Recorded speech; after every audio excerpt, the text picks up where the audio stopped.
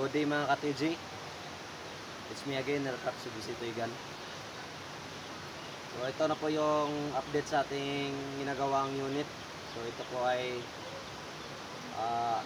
AR-15 design with magazine. So 12 rounds magazine po siya, 8mm steel ball yung bala. Then butane operated PVC toy gun. So ito yung butane canister niya. So itong butane canister mabibili po ito sa mga tiyanggi ng Muslim or sa kaking. So ano lang po, mura lang po.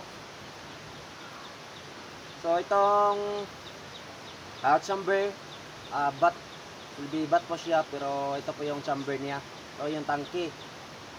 So yung taas, haba nito is 11 inches, tsaka dalawang dividers lang. And then yung sukat nito is 50mm po, yung diameter niya. And then itong takip na to is removable po ito. At saka itong cover removable din. So yung check valve niya is removable din. So kung magsubaybay kayo sa akong YouTube channel, so makikita nyo yung binaklas ko na itong unit. So ito ay 8mm steel ball yung bala. So ito po yung main barrel niya, yung 8mm aluminum tube. So removable barrel po ito.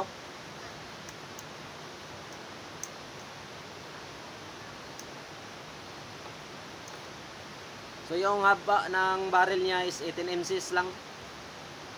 Tsaka dito banda 5 layers po.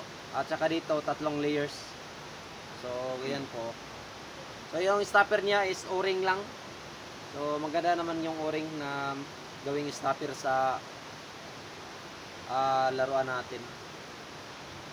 So subok ko na yung o-ring kasi yung o-ring yan po yung mga ginawa kong stopper sa ating unit. So it-spire natin mga ka-TG para makita nyo kung puputok na ba or hindi.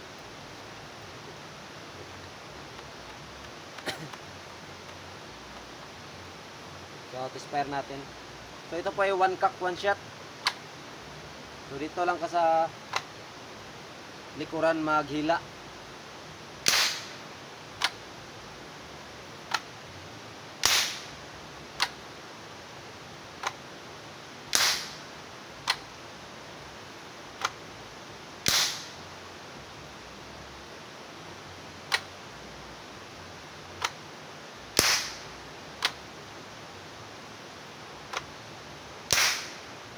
So the more na madami yung kargahan mo ng butin, mas malakas.